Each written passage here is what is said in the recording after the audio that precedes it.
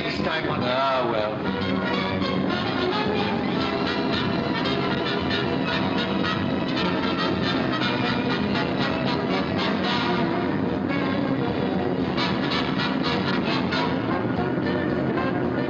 We'll be the laughing stock of the industry. You'll never be late in the Snyderling 8. This is the last. Get me Mr. Armstrong. Oh, there's no use trying to stop him. Ballyhoo's in his blood. Have Mr. Armstrong come in at once. He has great ideas. To what? To extravagant. His methods might have been all right in the old days of pioneering. But America's grown up since then. It's taken on dignity, decorum.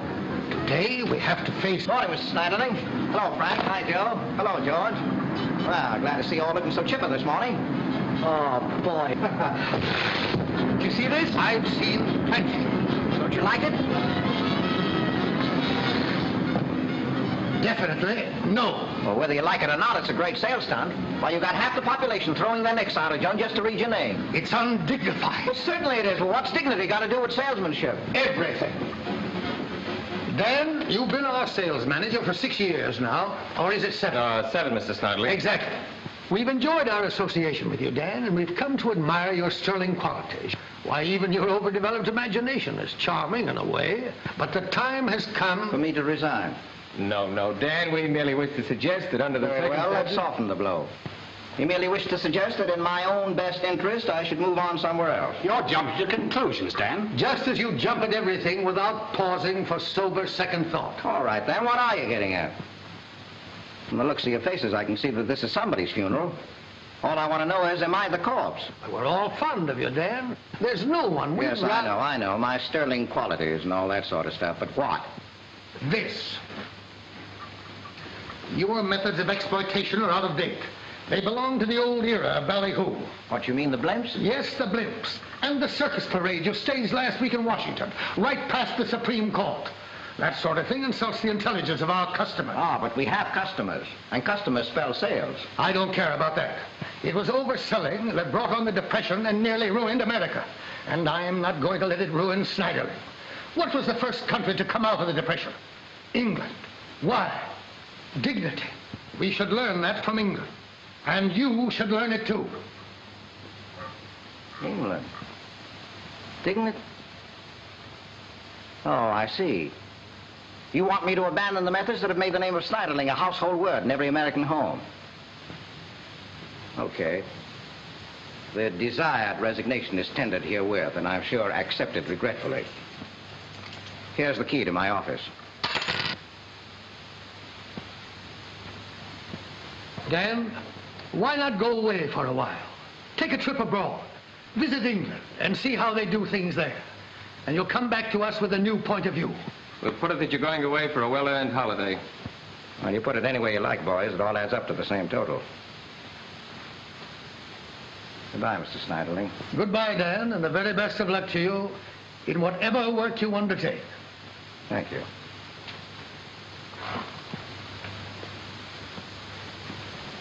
Guess I ought to take this along as a souvenir. Yes, Mr. Armstrong. I just wanted to tell you how wonderful you've been to me. Here, Millie. Now, don't you get started on the sterling qualities. Here. That contains a slight token for you. Oh, I really couldn't accept it, Mr. Armstrong. Oh, but you've got to accept it, Millie. And I want you to spend it all recklessly while you're still young. Now, here, don't go on. Do it. First thing you know, you'll have... Here. Where will you go, Mr. Armstrong? Where? Oh, I don't know. Might go to Texas. I can always clean up an oil. Or I might even start an orchid plantation in California. Yes, or I might even go to England. Yes, by gosh. Might even go to England. England? Why? Because, Millie, today the trend is all toward dignity, with a great big capital D. You all alone in England? Oh, no, say, I've got relations there. My grandfather was the black sheep of one of England's best families. Maybe they can teach me how to sell automatic egg beaters. Well, goodbye, Millie. Try and be a good girl. Oh, here's a handkerchief, Mr. Armstrong. Oh, no, keep it, Millie. Have it framed in memory of the last of the go-getters.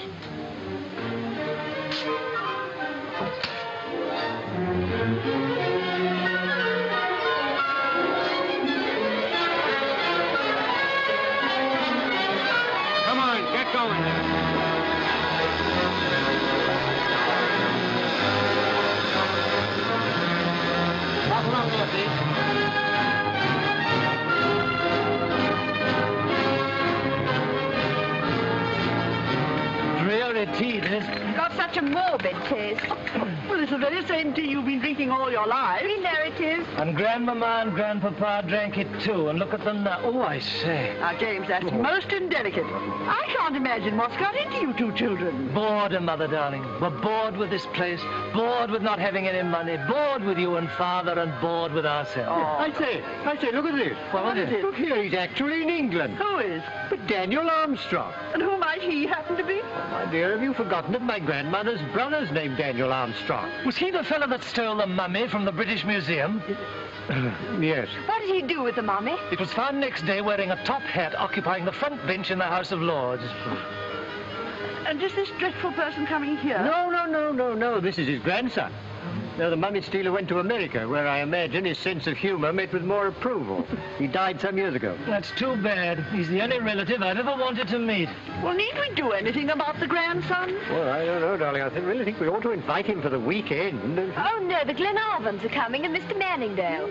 We can't have any Americans about. Yeah, but what does he do?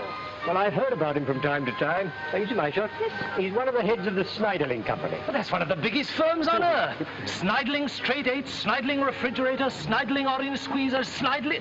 He must be a millionaire. A millionaire? Yes. We might sell him Challoner Hall at a fabulous price. Well, do you really think we might? Probably that's one of the reasons why he came to England. You know, the return of the prodigal and all that sort of stuff. Well, I say, if we could get a decent price for the old place, why, I could afford to have that tiger hunt in India. And dash it all, I need to have one shot at the tiger before I die. And I can have a decent house in town and not have to live forever in exile on this devil's island. And I might be able to acquire a husband. Dolly. You came and gone, I was enraptured, and with your kiss my heart you captured. You have made the sunshine in my heart. That's swell. That's great. So you put that over beautifully. There. Oh, thank you, sir. Oh, that's all right. Don't mention it. Say, you ought to clean up a lot of money with your talent. My word, sir. The first gentleman put anything in that hat all day, sir. Is that so? Well, we'll do something about that right now. Come on now. Stop that. Do that over again, will you? Well, how about it, partner? Why, of course, old chap. Come on, let's do something for these kids, huh? You know, they're great artists, both of them. And where would England be without art today? Huh? You know, Shakespeare would never have been able to go on if people hadn't paid for the entertainment he gave them. That's it. Come on, partner, loosen up. All contributions gratefully accepted. Hey, you. Here, my good man. Thanks, lady. Thank you very much. God bless you. Don't mention it. Yeah, that's very generous of you. Not at all. I enjoy being a patron of the arts. Great. Say, that's a nice dog you got. It is a dog, isn't it? Here you are, sir. Fill the dog now. Oh, God bless you, sir. Say, you two look kind of hungry to me. We'll soon put that right, sir. Thanks to you. Well, what do you say you come up to my hotel and have a dish of tea, huh? Oh, we couldn't do that, It wouldn't sir. be right, sir. Who says it wouldn't be right? Come on.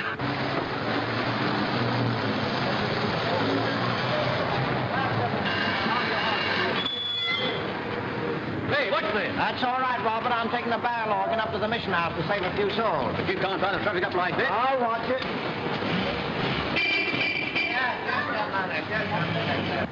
I beg your pardon, Well, that's all right, Commodore. I live here, and this is part of my baggage. Come on.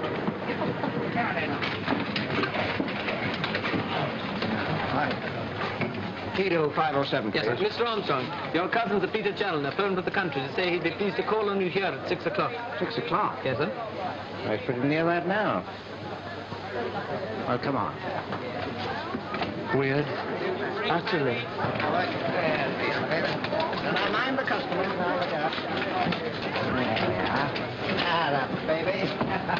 How about a little more of everything, huh? Oh, I've had enough, thank you, sir. Why, you haven't had anything. Little wine? No, thank you very much, sir. No? Well, you're going to finish this handsome chocolate layer cake, aren't you? Oh, we couldn't eat any more, sir. We're not accustomed to having so much at one time, sir. Oh, okay. Here, have a cigar, Bill. Thank you very much, sir. Edna, what do you say we have a little song, huh? Oh, we'd love to. What would you like, sir? Something hot? Oh, no, say, I've listened to too many hot numbers. I like to hear something kind of old-fashioned, restrained. You know, English. English? That's right. You can think of one. Come on. Hop to it. She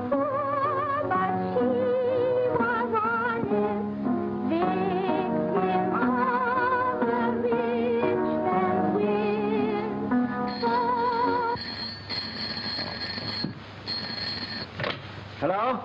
Who? Oh. Well, send him right up. Go ahead, Edna.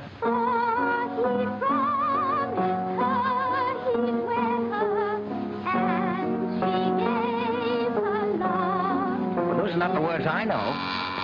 Oh, darn. Sir Peter My dear Chandler. cousin, I'm so delighted to see you. Well, how are you, Cousin Pete? And you, I'm afraid I don't know your first name. Enid. Oh, well, I'm glad to know you, Enid. Yes. This is my daughter, Dolly. Oh. How do you do, And my Cousin son, Daniel? James. How are you, Cousin Daniel? Oh, fine, thanks. Come in, won't you? We're having some first-class music in here. Oh, Bill and Edna, meet my cousins. Pete, Enid, James, and Dolly. How do you do? How do you do, sir? My lady. How do you do? How do you do? How do you do? Sit down, folks. Go ahead with the song, Edna. It's, she was poor, but she was honest. Go ahead now. Now she stands on yonder corner, selling matches. Great, aren't they, huh? Certainly nice to see you, folks. And the passers-by are gazing more with pity than with awe. Fine, isn't it? Charming. Simply splendid. My favorite song. It's mine, too. Say, they're great artists, both of them. I'm going to do what I can to get them recognized. If you don't mind, sir, we must be pushing off now. We have a baby, sir. He'll be waiting for his supper. Okay, Bill. Here, Edna. Take this to the baby with my compliments. Oh, thank you. Come on, Bill.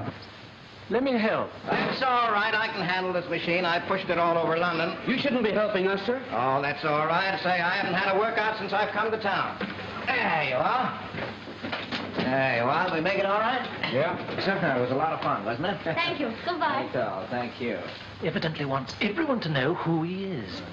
Well, folks, it's great to see you. We're thrilled to see you, Cousin Daniel. Oh, are you really? Yes, indeed. You see, your grandfather and namesake's quite a hero in our family. A hero? I always heard he was the black sheep of the family. Oh, no. Well, he certainly had a great career in the USA. Oh, what did he do? He investigated jails. Oh. That is, as an inmate. It was his ambition to serve time in every state of the Union. But he died before he got to South Dakota. Oh, that's very amusing. Yeah. But I hear you're a great man, Cousin Daniel. They say you're the brains of the Snyderling Company. Oh, who said that? Oh, you're famous here in England. Yes, I'm trying to persuade the family to get rid of our old Rolls and buy one of your Snyderling straight eights. Oh, it's a lovely car. Oh, don't you believe it? It's a phony. All snappy lines, but no endurance. You stick to your rolls. What can I offer you, folks? Scotch, tea, cocktails? Oh, we'd love a cocktail. We shan't stay a moment. Oh, don't go. Yes, sir? No, not you, them. Well, we hope to see you again very, very soon, Cousin Daniel. Yes, as a matter of fact, we only dropped in hoping that you'd be free to spend a weekend with us at Challoner Hall. Challoner Hall? Say, what do you... You know, when I was a kid, my granddad told me all about that place. Oh, he loved it. Gosh, you made it. A good 30 seconds faster than the 20th century. I'm here for 2 and 6, I owe you. I opened up the ticket. I was betting on a certainty. People didn't know their job as well as you do are always betting on certainties. Look there. There's Windsor Castle. Windsor Castle. Hey, that's wonderful. Oh, boy, this is the way to see England.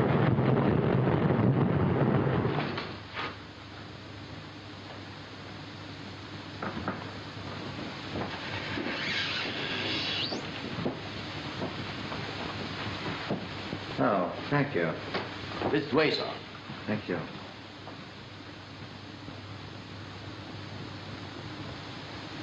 Mr. Daniel Armstrong. Hello, Ian. Hi, Dolly. Oh, say, we better not shake. I got my hands kind of greasy on the engine. Oh. Yes, they gave me permission to ride in the cab. That's unusual. Did you enjoy it? Oh, swell trip. Say, I had a front seat. We saw Windsor Castle, and we beat the time of the 20th century. Really, that's very interesting. Dad, let me introduce Mr. Manningdale, Mr. Armstrong. The Mr. Why, of course it is. Say, I've seen you in the newsreel. I'm very glad to meet you. How'd you do? Won't you sit down? Oh, yes, certainly. Thank you. Say, this is magnificent. Why, it's even grander and bigger than I imagined. Well, we like it. You know, part of it was here even before William the Conqueror booked his passage. People are always begging us to sell it. Yes, I can well understand you refuse to part with a place that's been in the family for 20 generations. 20 generations? Boy, that's an awful lot of time. You know, over in New York, we begin to get restless after we've been in an apartment for as long as 2 weeks. That's marvelous. Say, do you mind if I look around? I'd like to see every bit of this place. No, please do. But wouldn't you like to see your room first? Yes. Jenkins. Yes, sir. Show Mr. Armstrong his room. Oh, thank you very much. I'll be right back. That's marvelous. Now. Well, Manningdale, how does he impress you? Very favorably. I think you'll dispose of this place for the price mentioned. Really? Those 20 generations scored heavily. You'll pay for them at the rate of £5,000 a generation. He's an extraordinary fellow, isn't he? Oh, to us, yes. Real American. Full of boyish enthusiasm, energy, and innocence. I congratulate you on the return to prosperity. This is your room, sir. Chilly, isn't it? That's because it's summer, sir. Hmm? Hey, where's the bathroom? Up 2 flights of stairs, sir. Through the armory to the west wing, there left, and at the farthest end of the long corridor, sir. Very convenient. Yes, sir. You think I can make the bathroom and a shave in one day? Why, of course, sir. Any place I can wash right now? You'll find the washstand in there, sir. Oh, yes. Say, tell me, did anybody famous sleep in this room? No doubt Queen Elizabeth did. She managed to get about to most of them. Oh, yes, very democratic, wasn't she? Will there be anything else, sir? No, not a thing, Jenkins, thank you. You'll ring for me when you wish to go down, sir. Hey, what is this, blind man's buff? I can find my way back all right. Thank you, Jenkins.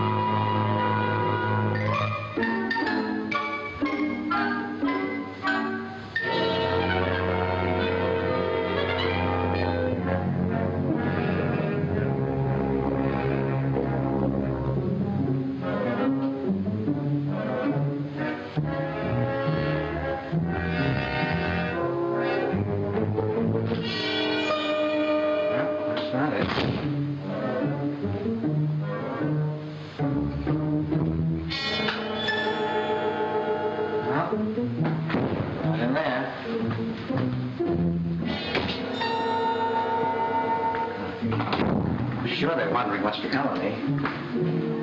Never saw so many doors. No? I'll probably never see them again.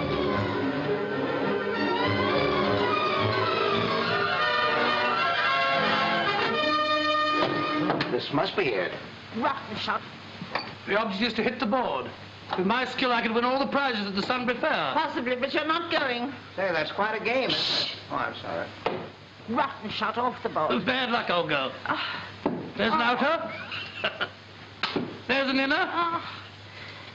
And there's another inner. That's another 10 shillings you owe me. Well, put it down, you rotten little book. Yes, I shall. In reply to your question, I may say, yes, it is quite a game. One requiring a clear eye, a steady hand, and nerves of steel.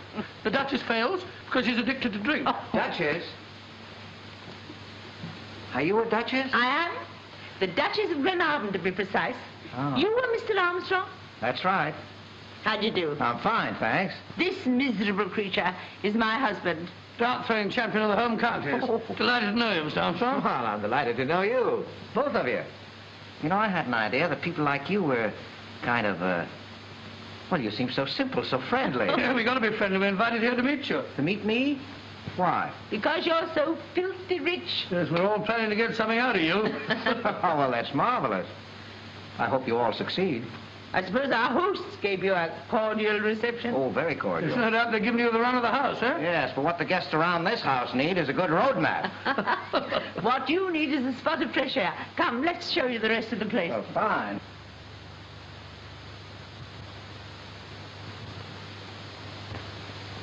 Look at that girl. She must be crazy. She's our daughter. Oh, I beg your pardon. Eden, she is crazy. Who's that with her? Manningdale. We had the pleasure of meeting him. Oh, yes, I've had the pleasure. He doesn't look exactly the great financial genius that he is. But that's where you English generally fool us. You manage to look dull and thick-witted, but the first thing we know is you've got the Suez Canal. Manningdale's a pompous bore. But he wants to marry Patricia. And heaven knows we could do with a few banks in our family. Oh, that's a worthy consideration. It is indeed.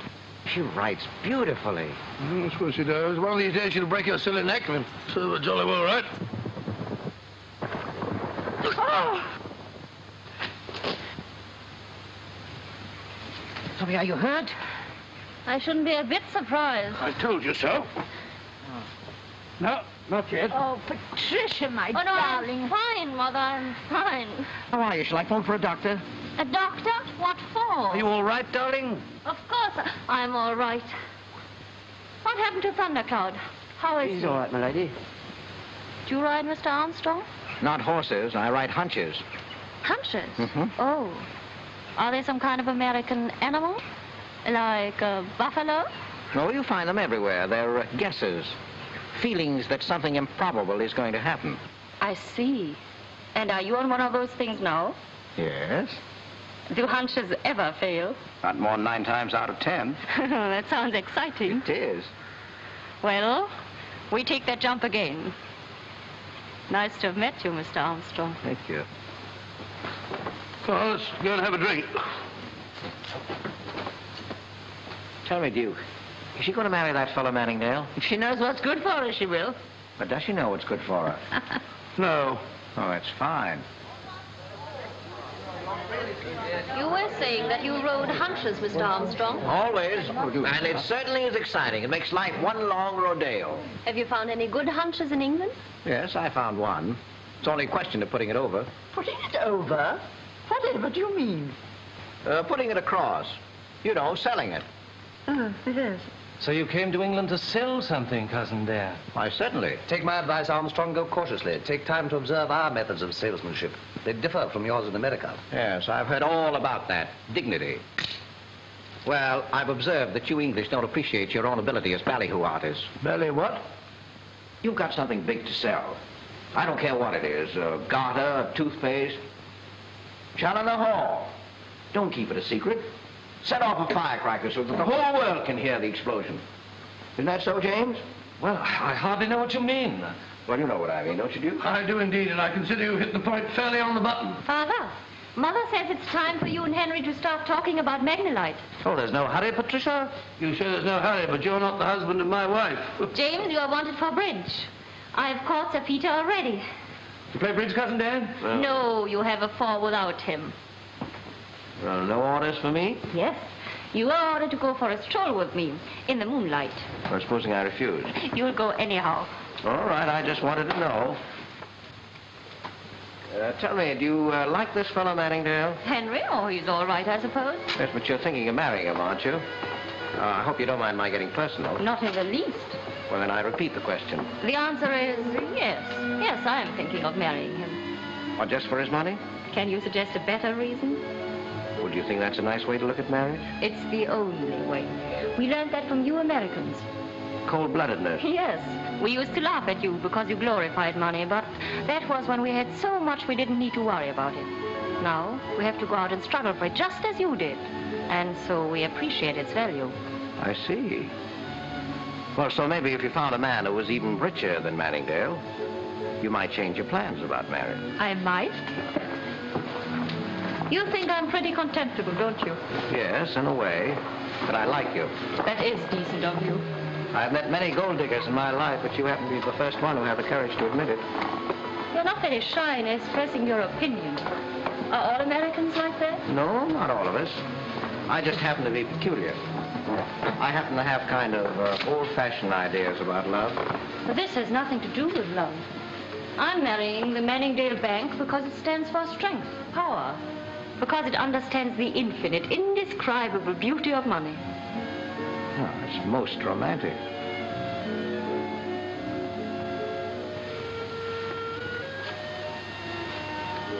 They're discussing a deal, aren't they? Yes. Well, your father doesn't seem very responsive. He'll give in sooner or later. Why? Because he has to. Has to? Well, you see, that's a long story. But the illustrations are very interesting. For instance, how do you like my gown? Very charming. I agree. But it hasn't been paid for yet. And my bracelet. It's dazzling. Yes. A dazzling paste duplicate of the original now in a pawn shop. Is it as bad as all that? Worse. But not for long. With the help of Manningdale and Magnolite, Say, we now are look going here. What have Manningdale and Magnolite got to do with you? Father happens to own the world supply of Magnolite. It's in Africa somewhere. Oh. It's no credit to him. He inherited it. We didn't even know it was valuable until a short time ago. Well, if your father's mines are that valuable, then why do you have The to... mines are worth nothing without the money to develop them. Manningdale has the money. And he gets what he wants. Always? Always. Oh. Getting kind of chilly out here. I'm going in. While these fields remain undeveloped, you're denying the incalculable benefits of Magnolite to the country, to the whole world. Say, Duke, how about teaching me to play darts? You know, you promised you'd do it. I hope I'm not interrupting anything. So I did. Come along. We must settle this matter. No, the matter can wait. Yeah. A good rousing game of darts will clear my brain. Yeah. Do you play, Mr. Manningdale? No. Oh, well, you ought to learn. It comes in handy.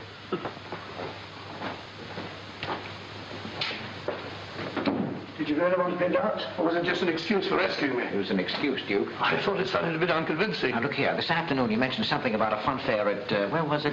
Sunbury, but my wife won't let me go. Well, couldn't we kind of sneak off? You mean unobserved? Certainly. I'm crazy to see an English fun fair. Oh, but the old girl forbade me. She said... Now, look here. I'm your guest, and you told me yourself you have to be nice to me and satisfy my every whim. Duchess will understand. Well, if of course you put it that way, I've no choice, have I? None whatever. Go ahead. You lead the way. I know. You lead the way. Right.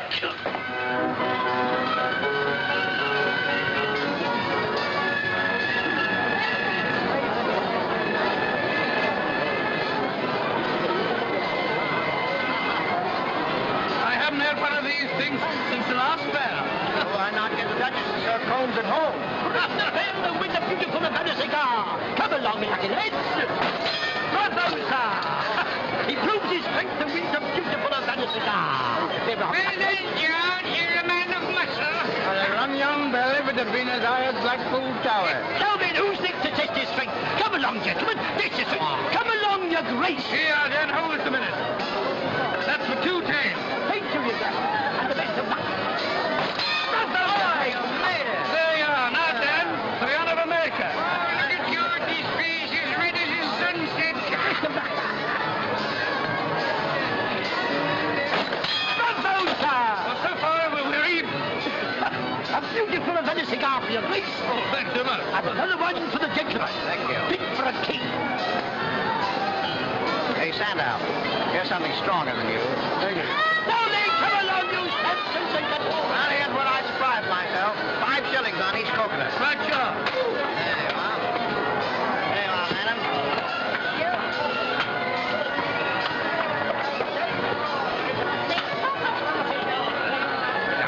There, that go, boys. It's not so easy as it looks. Here, Mark, give me 4, will you?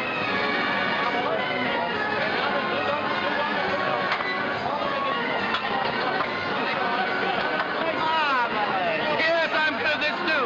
That's 5 shillings, yummy now, Dan. Thank you for it. Let's go and try something else.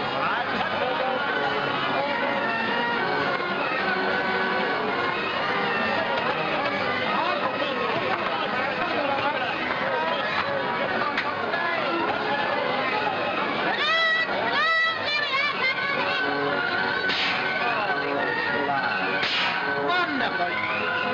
You win again. My gosh, you win again. You might as well give up. This is your lucky day.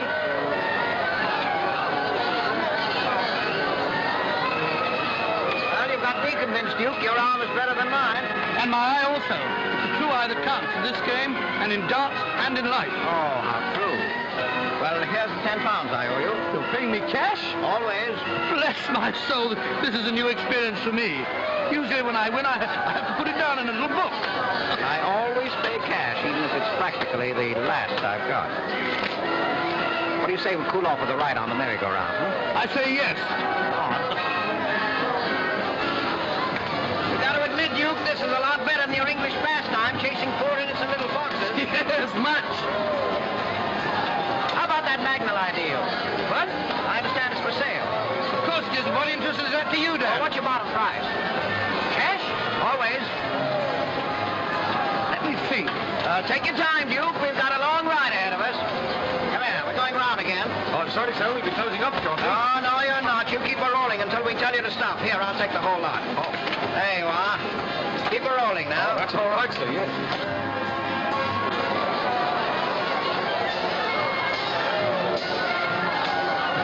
Well, how about it, Duke?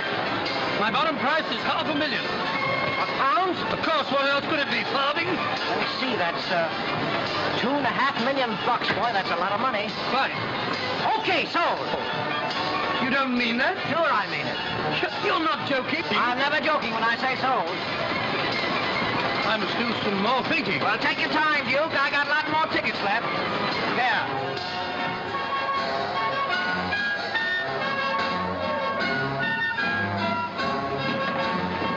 But Manningdale will be furious, you know. Well, what if he is? He's a businessman. He knows that the highest bidder wins. It'll be quite a treat to see his face when he hears about this. Okay, Dan.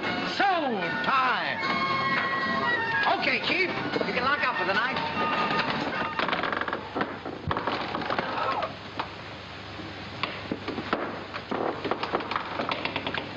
My wife catches we're lost. When she hears of our deal, everything will be lovely. Oh, will it? Why, certainly. You can let her have these trophies. She'll be crazy about Popeye. Oh, shit. Well, all the same, I'm not looking forward to meeting her this morning. Well, I'll tell you what we'll do. We'll go and present the whole problem to Lady Patricia. Patricia? But she's probably still asleep. Well, we'll wake her up. But we can't go waking her up at this hour in the morning. Why, her mother'd be furious. Listen, Dad.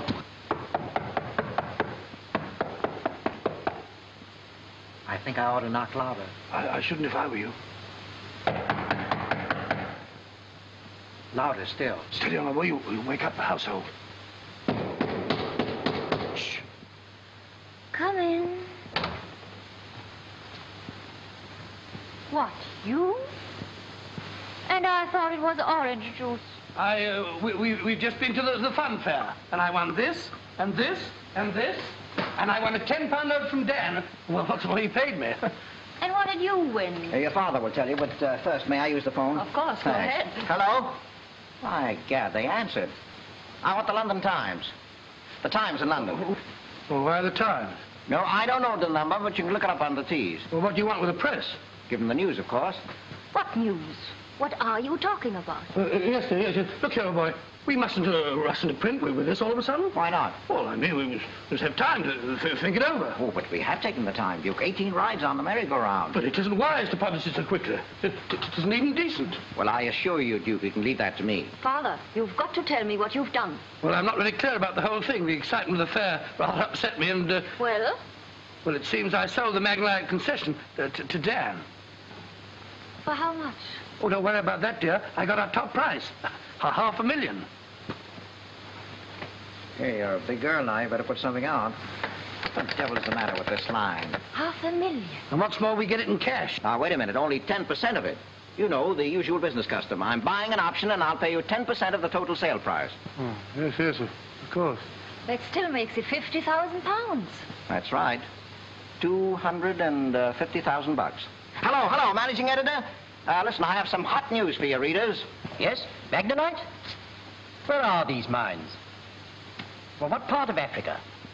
What part of Africa? Rhodesia. What? Rhodesia. Oh, yes. Rhodesia. Yes. Yes, I'll be at my hotel, the Savoy, by 8 o'clock, and I'll be very happy to receive the gentlemen of the press. Why, yes, certainly. My associate, the Duke of Glenarvan, will be very happy to confirm this deal. Here, Duke, they want to talk to you. Tell them that... I'm instructed to inform you that... Everything is okay. Everything's what? Okay. That everything is okay. Thank you. Right. And now, if you don't need me for any further business details, I think I'll go up my room and have a good sleep. Good morning, Dan. Morning, Duke.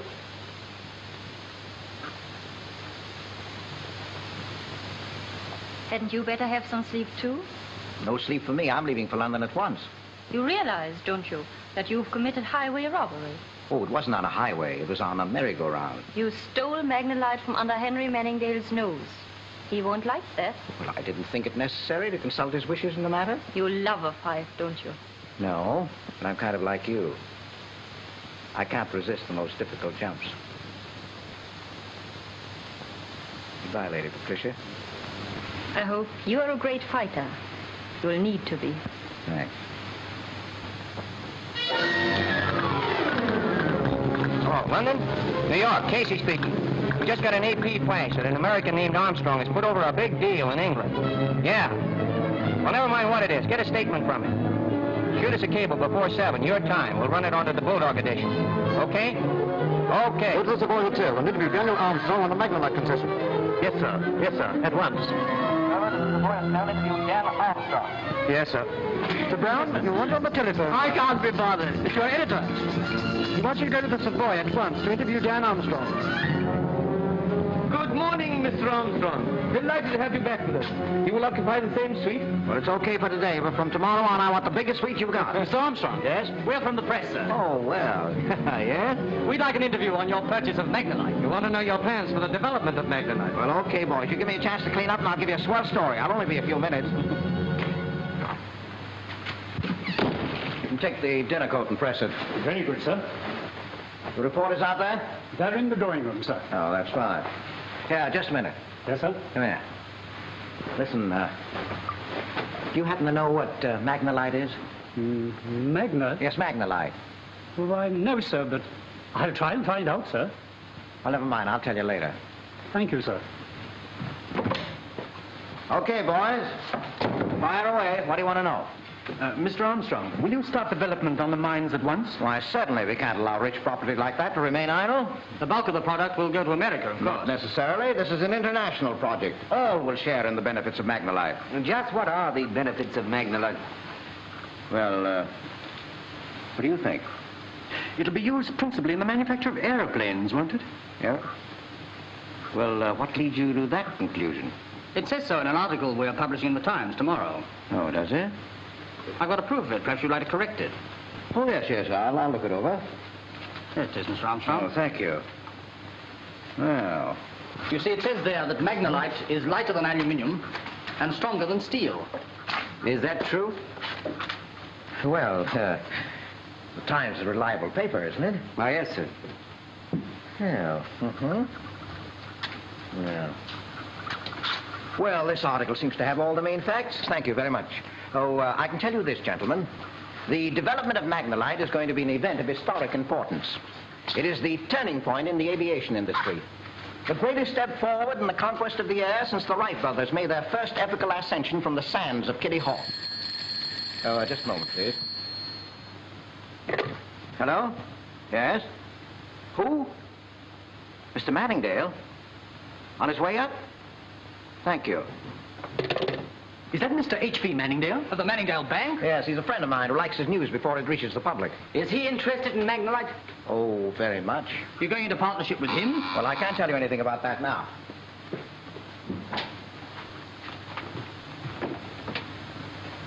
Ah, Mr. Manningdale. Good morning. Good morning, Mr. Armstrong. Won't you come in? Oh, I hope I'm not intruding. Oh, no, not at all. Gentleman of the press, Mr. Manningdale. Good morning. Won't you sit down? Just make yourself at home, any place at all.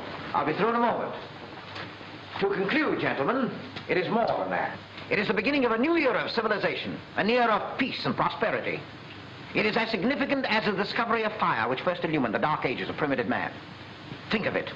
Magnolite on land, Magnolite on sea, Magnolite in the air, Magnolite in all the homes of humanity. Well, I'll have something more for you in a day or two. That'll be all, gentlemen. Thank you very much, Mr. Armstrong. We'll be calling on you. Oh, well, thank you. I'm very sorry to have dragged you out of bed so early, boys. Just in time for lunch. Very nice meeting you all. Goodbye. Goodbye. Nice speech. Nicer still of you to receive me. Oh, I'm sorry to have kept you. Do sit down.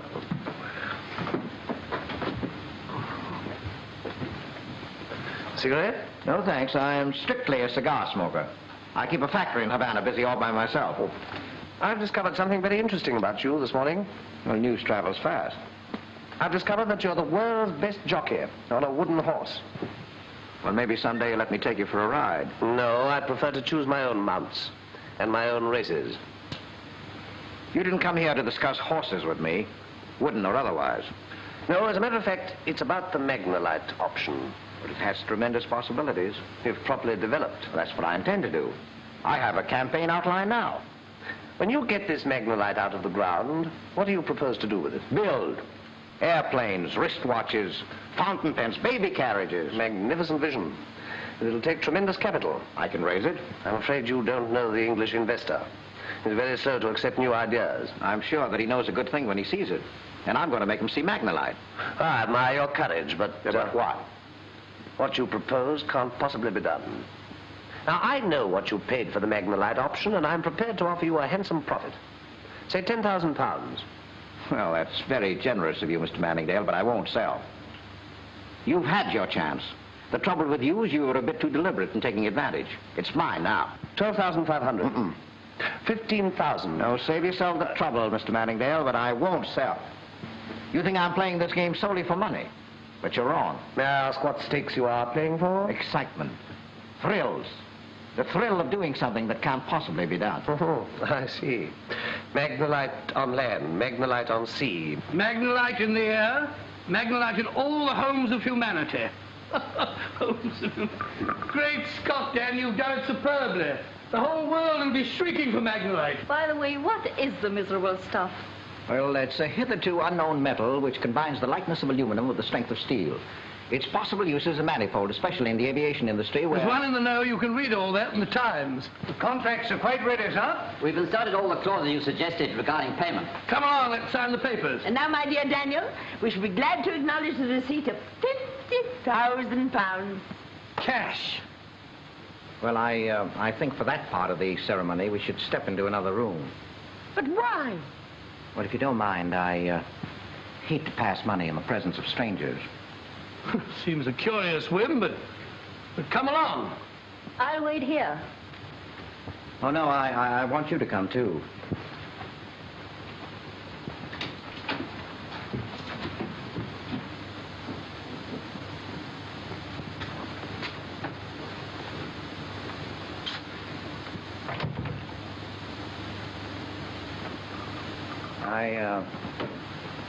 I suggested this change of venue because I have several things to talk to you about of a strictly private nature. In the first place, I haven't got £50,000. What? I haven't got £50. I haven't got enough money in the whole world to pay for my hotel bill for another week. Good gracious. Well, we're at least in possession of the facts of the case. But not the 50,000. I can only say, Dan, that we're extremely grateful for the information that you've given us. But there's more to be said. The publicity we're getting is worth money, millions. But we want something we can put into a bank, not into a scrapbook. But I have a scheme that'll put it in the bank and benefit the public as well. Sorry, old man, but the whole thing sounds rather vague. And remote, too. Somehow it all seems to me in the far-off future. Oh, but you don't understand. I'm talking about the present. Now, you give me 30 days, and I'll put all of us on Easy Street. What exactly are your plans? We'll form a company. You mean you and us? Yes, you and me. We'll call the company Magnolite Limited. The Duke of Glenarvan, president. We'll start a selling campaign that'll make this country Magnolite crazy. Well, what shall we sell? Stock. £1 million worth of stock. And in a month's time, you'll be paid in full. The development of the mines will be started, and we'll all get rich, even including the stockholders. Now, what do you think? Don't ask me. I'm a darts player, not a financier.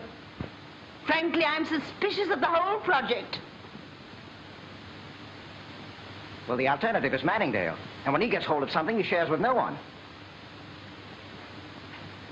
What do you say, Lady Patricia? I'm probably a fool, but I'm with you. Let him have his 30 days. I'll join the company. I knew you would. Even if we fail, we'll have a lot of fun. How, dear? Patricia! Why, it'll be immense. We'll put on the biggest orgy of ballyhoo in history. We'll advertise Magnolite as if it were a circus. Why, we'll have everybody fighting for shares of the miracle metal. We'll get a fortune out of it, and 1 million laughs. 1 million laughs? Why, I'm beginning to chuckle already. We'll have everybody in town at our feet begging to be let in. And as for you, I can see your name right now in great big letters. The Duke of Glenarvan, President, Magnolite Limited.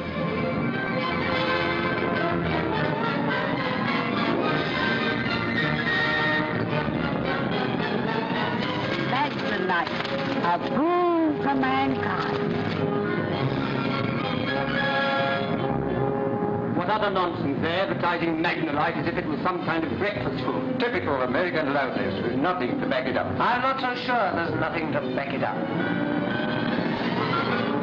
Look, that's the work of our pal. Good old Dan. Good old Magnolite. Like miracle metal. Ah. I think for years I've owned those mines, and my father before me. I've only just begun to realize they may be worth something. I could have told you that long ago. Why didn't you? Because I didn't happen to think of it. Well, say, Captain, what is all this about Magnolite? Blessed if I know. I can tell you it's a metal with the lightness of aluminium combined with the strength of steel, which will revolutionize the aviation industry and open Yeah, up the that'll do. Come on. Beautiful sight, isn't it? Come on, we've got to get to work. Oh, no, now, wait a minute. We've got to see how the sign works.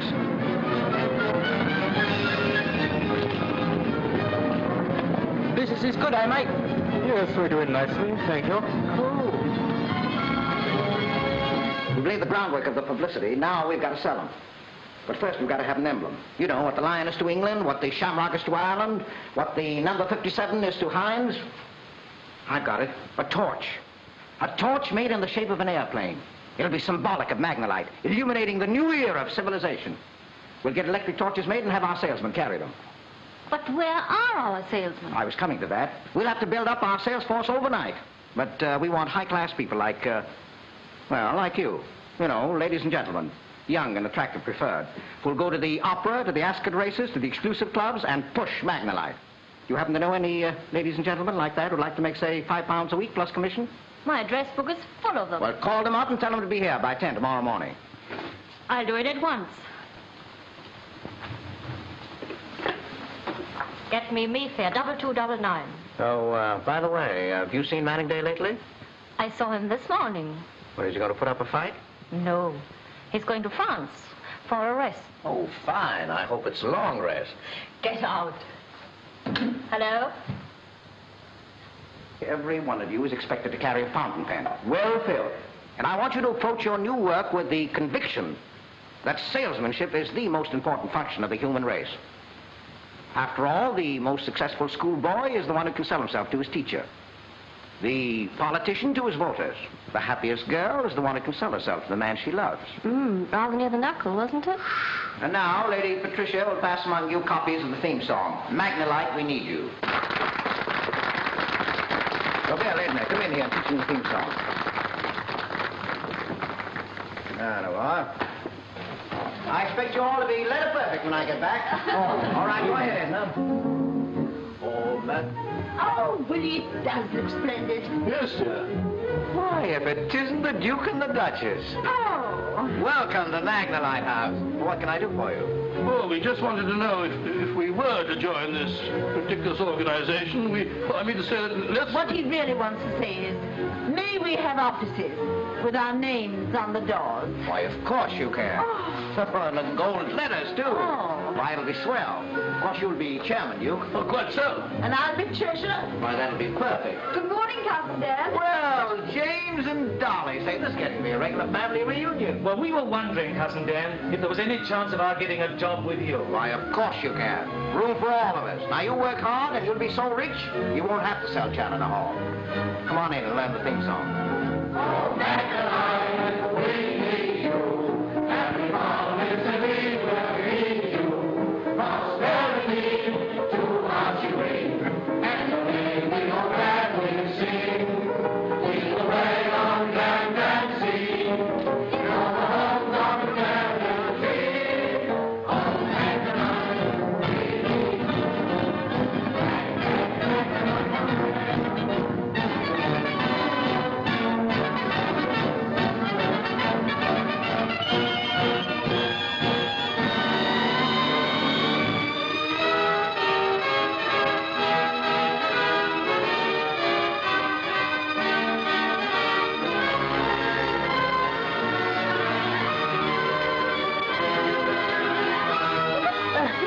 I am illuminating the new era of civilization with Magnolite.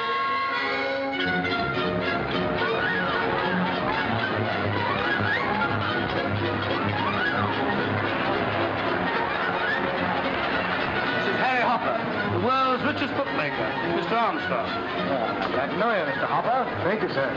That is as straight as a coiled rattlesnake.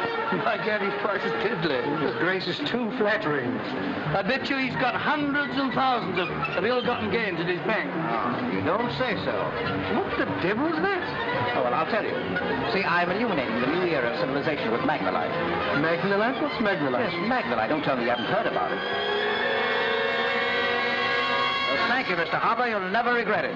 This is the greatest investment you've ever made.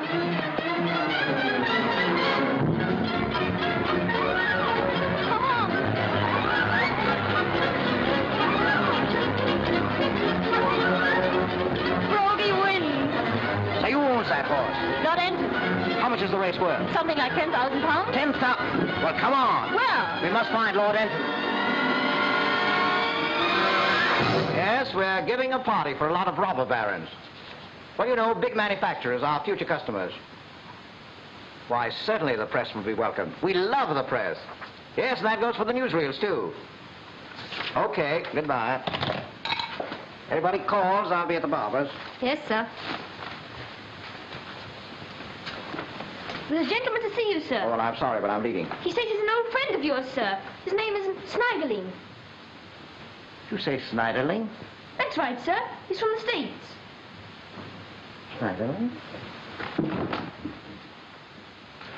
Well. Hello, Dan. It's mighty fine to see you again. Well, how are you, Mr. Sniderling? Oh, say, what brings you to England? I've been attracted here by a very powerful magnet called Magnolite. Oh, I see. You could use it in your Sniderling straight 8, couldn't you? Ah, Dad, you always jump to the right conclusion. I realize you're a very busy man. I don't want to bother you. Oh, no bother at all. I'm just off to the barber's. Come along. You can have an egg shampoo. By Jove, Dan, it's wonderful to see the success you've made. Why, Magnolite is the biggest thing in the world today. Why, the whole American nation wants to get in on it.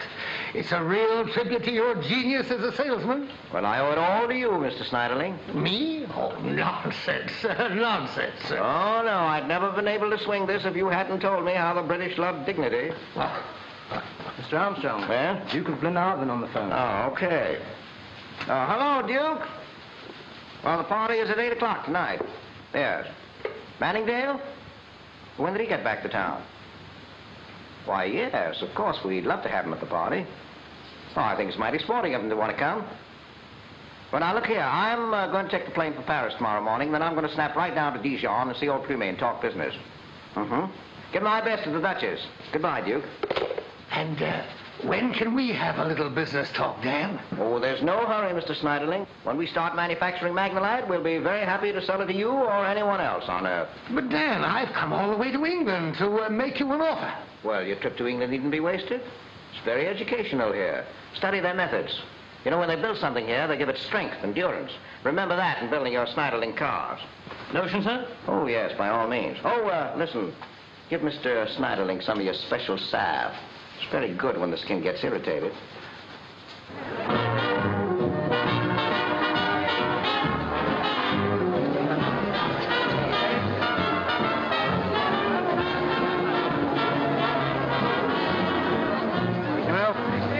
This whole Magnolite affair is frankly incredible. It's like some amazing adventure from the Arabian Nights. Armstrong has done more in 30 days than we could have done with luck in 30 years. Your cousin's a remarkable fellow. Oh, he's my husband's cousin, not mine. Oh, yes, of course.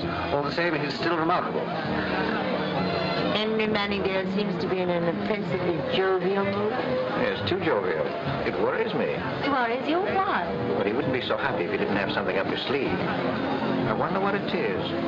It's a big night for us, Mr. Armstrong, isn't it? Oh, it certainly is. Another investor. Oh, Duke, I think you might just as well begin. Go ahead. Hello, ladies and gentlemen. Please silence for your chairman, His Grace the Duke of Glenarvan. Say that speech exactly as I wrote it. We want nothing spontaneous from you. Yes, I see. My lords, ladies and gentlemen, as chairman of Magnolite Limited, I welcome you most cordially on this happy occasion. In other words, greetings. What have I said? Now that Magnolite is about to be placed on the market, we are prepared to do business with you, to whom a miracle metal will come as an inestimable Boone. Boone. Yes, oh, yes, it's an estimable boon. In other words, a jolly good thing. There seems to be a great deal more for me to say, but it all seems rather on the dull side. What? Oh, I'm sorry there. So, permit me to introduce you to the real hero of this great occasion, my friend and colleague from America, Mr. Daniel Armstrong.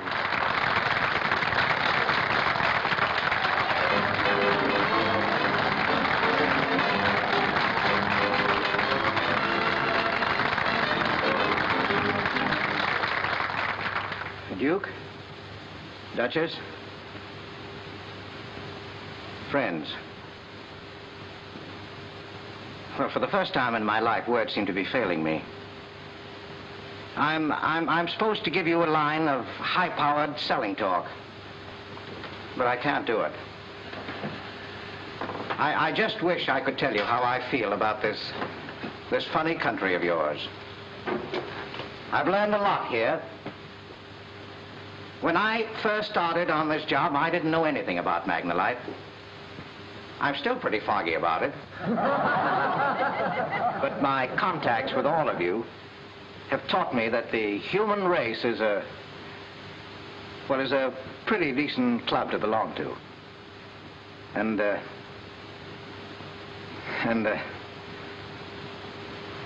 well, I guess that's about all. Thank you very much.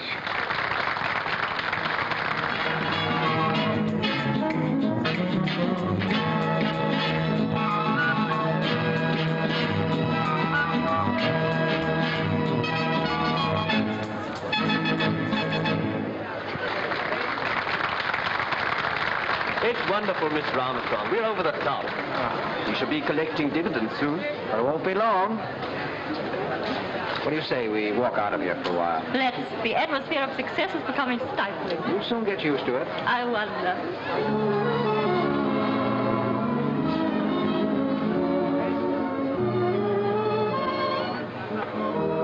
You know, I love to look at that old river. I like to think it was flowing along here calmly, quietly, when the Romans came to Britain. And when the Romans left. You know, Pat, after you've been in this country for a while, you begin to get a queer idea, a queer feeling about time. You begin to see it all as one piece. Yesterday, today, and tomorrow. What are you thinking about, Pat? Maybe your river was sweeping me along, too. Down to the sea, to tomorrow. But we haven't come to the bridge yet, have we? By the way, you're looking wonderful tonight. Thank you.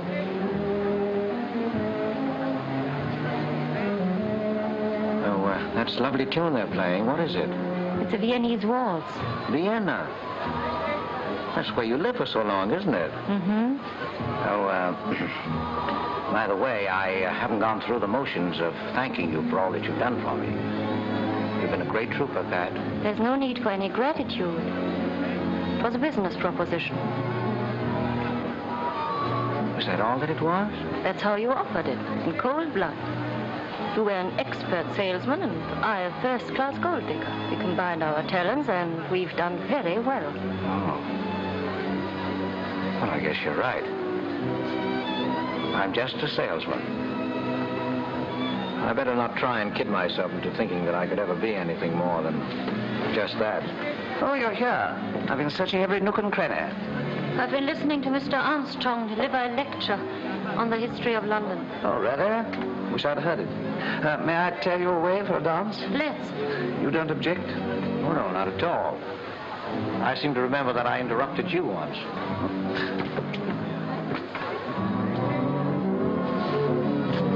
Your friend seems flushed with triumph this evening. He has reason to be. You're rather fond of him, aren't you? Yes. A most delightful romance. No, Henry, you are wrong. There's no romance in Daniel Armstrong, except the romance of big business.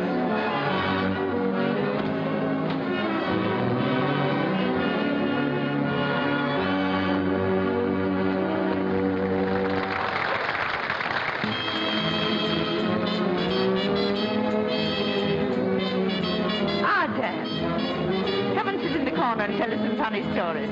Well, if you'll excuse me, Duchess, I'm going to bed. Bed? I never heard of such a thing. But the party's just beginning, Dan. Bed at this hour? Why, it's immoral. Yes, I know, Duke, but I'm tired. Besides, we have to make that trip to France tomorrow to see Plumet. Good night, Duchess. Oh, Dan, it's unheard of. Oh, good night, old boy. Good night, Duke. Thank you, sir. Lovely evening.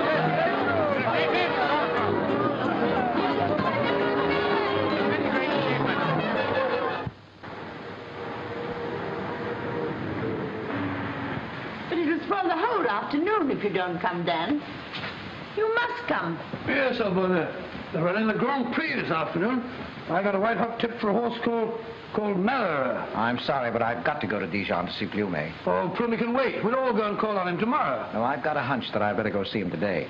Oh, well, old boy, if you must, you must. Can't dear, we ought to be off. So sorry, Dan. So am I. When will you be back? Not till late, I guess. It's a long trip. Oh, yeah. A couple of $1,000 Put it on that horse. Malheureux? But he hasn't the ghost of a chance. Well, you bet on him anyway. Very well. But malheureux means unlucky. Well, that's fine. My favorite horses are those that can't possibly win.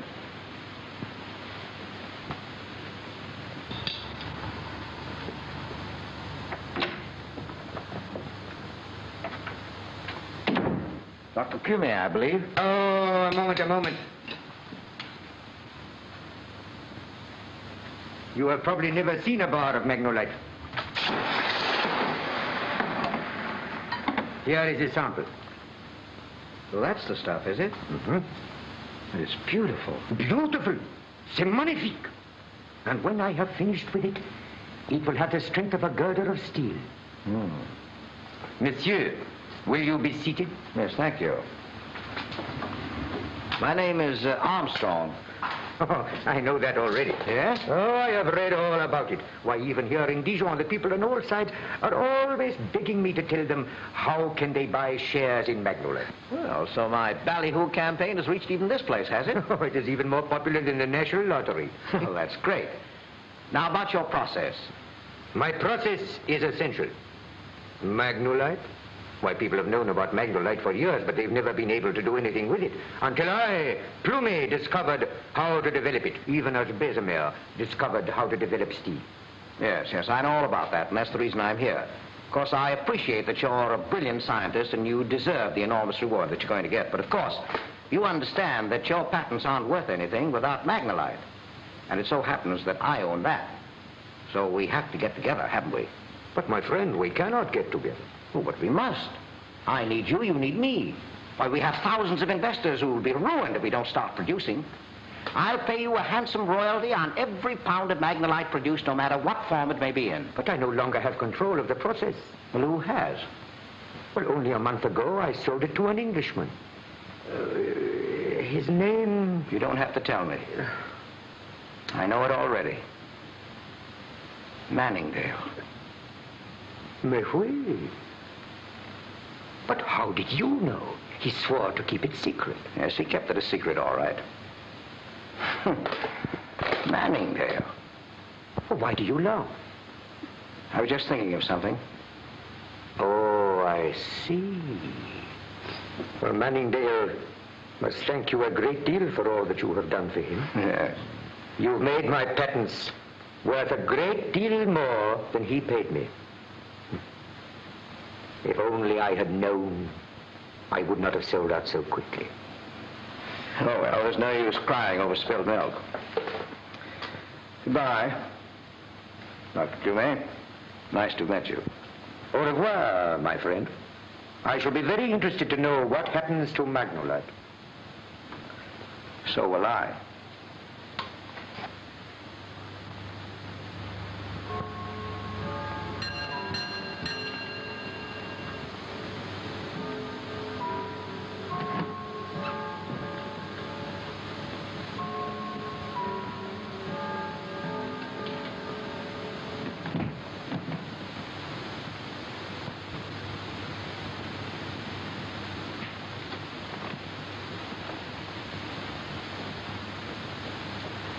Oh, I expect I fell asleep. Yes, I expect you did. But how did you happen to select my bed? I was waiting for you. What about Plumet? Did you see him? Well, I can give you the answer in one word. Manningdale. During his pleasure trip to the continent a month ago, he went to see Plumet and laid cash on the table. I warned you he'd put up a big fight. He did. He's a smart man. But the fact remains that you own Magnolite. No, I don't. It belongs to a lot of people named Smith and Jones and the Glenardens. You remember that first night at Challoner Hall when we were walking in the garden and you told me what it was that Manningdale wanted? Yes, I remember. Well, I went charging in and kidnapped your father. Took him to the fun fair and bluffed him into giving me the Magnolite option. That wasn't a bluff. You made good on every one of your promises. Not on all the promises I made to myself. I was reaching for the moon, Pat. And all I've got is a handful of clouds. What do you mean? Well, that night, in the garden, I did something I've never done before. I fell in love. That was silly of me, wasn't it? But you see, you were the first woman that I'd ever met who plays the game the way I do. Cards on the table, nothing up your sleeve. Now, you told me plainly that you were in the market. You'd marry Manningdale because he happened to be the highest bidder. Well, all right, I said to myself, maybe I can outbid even Manningdale. For a while, I thought I was going to do it. But he kept his cards out of sight. Now he's trumped me. What are you going to do about it, Dan? Do? I don't know. But I have an idea. This is the one situation I won't be able to talk my way out of. We'll have to go back to London first thing in the morning, so you better go get some sleep. Yes, I suppose you are right. Oh, Dan, I forgot to tell you. Malheureux won. And I put about 50,000 francs on the table. 50,000 francs? Well, I guess that's the consolation prize.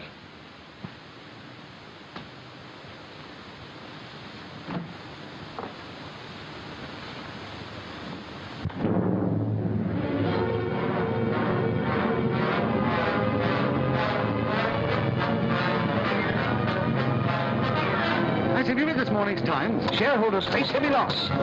Yes, that's what the papers say. I think it's serious.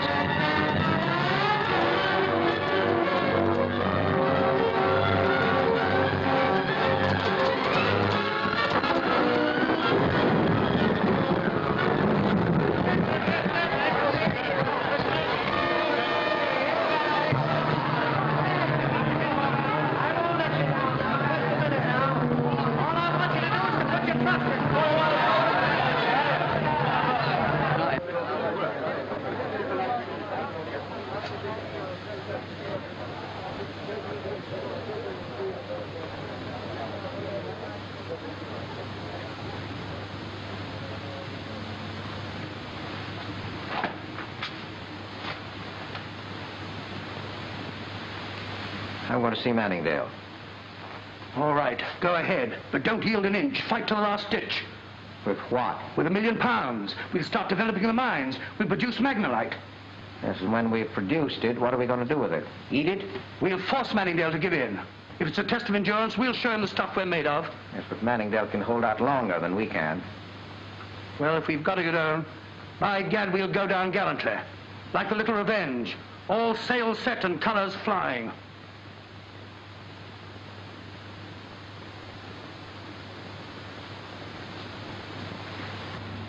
Those people down there, and 1,000 more. They'll sink with us to the bottom. The bottom of the sea isn't a nice place. Come in, Mr. Armstrong. Do sit down. Thank you. Have a cigar. They're rather good ones. No, thanks. Don't let's waste time on preliminaries. I don't like you, and you have no overwhelming love for me. You put it bluntly. Well, then we understand each other. Perfectly. Oh, good. How much will you take for your plume process? This time it's my turn to say, not for sale. But you have terms of some kind. What are they? They're simple. You transfer to me your entire interest in Magnolite. You mean you'll be satisfied with a knockout of me personally? Well, this is business, not pugilism. Well, what of the Duke of Glenarvan's interest and all the other investors? Naturally, I should respect those just as thoroughly as you would. You sure of that? Yes, I'm sure of that. Well, supposing I don't accept your terms. Then I sit tight and wait for your next move. And my next move is out. I accept your proposition, Manningdale. You can draw up the papers giving you the full control that I now hold. And I hope you make a lot of money for everybody concerned. I'm leaving England right away, so I'll appreciate if you draw up the papers as quickly as possible. Yes, I will. May I congratulate you on your victory. We Americans are mighty good in the short sprints. But you English seem to be better over the distance. Thank you. I may as well tell you that I knew this is exactly what you'd do. How did you know it? I adopted your method. I played a hunch. I guessed that in an emergency you'd do the honorable thing. You've done it. Well, in that case, I will have one of your cigars. They look rather good. By all means.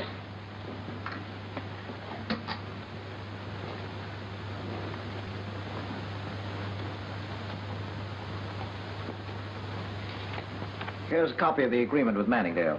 Signed and sealed. Everything else is cleaned up. Your mills will be rolling within 6 months. The whole thing depresses me unutterably. Why?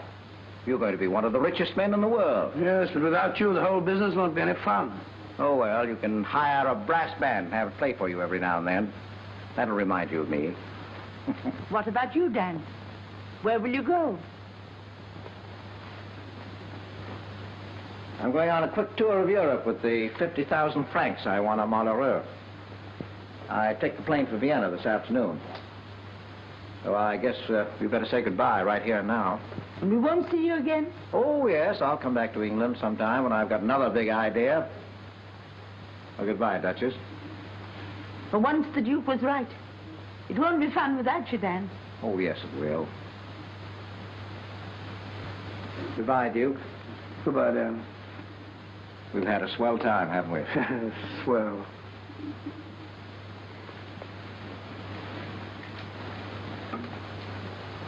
Goodbye, Pat. Goodbye, Dan. Oh, I nearly forgot that. It's traveled a long way.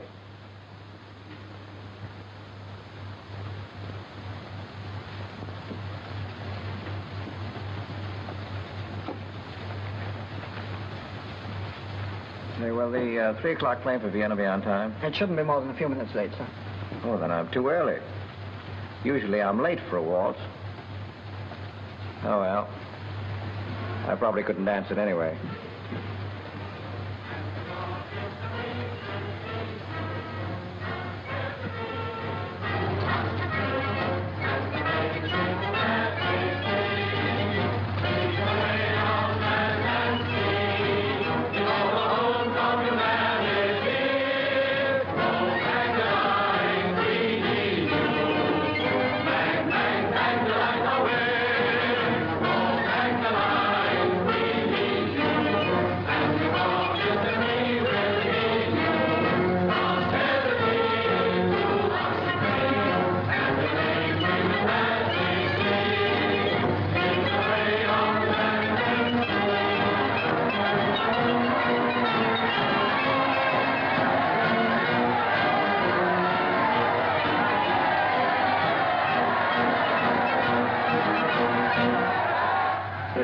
You didn't lose any time, Duke. You went and got yourself a brass band. Yes, oh, boy, but I was to be in for your arrival and not your departure. Dear Dan, we can't bear to see you go. No.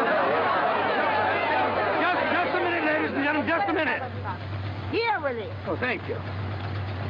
On behalf of the happy investors of Magnolite, or as many of them as we could get together at such short notice, I beg to wish you good luck and Godspeed, old boy. And we wish to say that your resignation from Magnolite Limited is not accepted. Am I right, everybody? Yeah. Duke, friends, really. Wait. I'm not nearly finished yet. We fully recognize your right to enjoy a well-earned vacation. But we flatly refuse to admit that your association with us is ended. Therefore, I feel... Train is leaving. Just a minute, I'm making a speech. Yes, I know what it is, Duke, and all I can say is bless you. Bless all of you. Goodbye, Ken. Goodbye.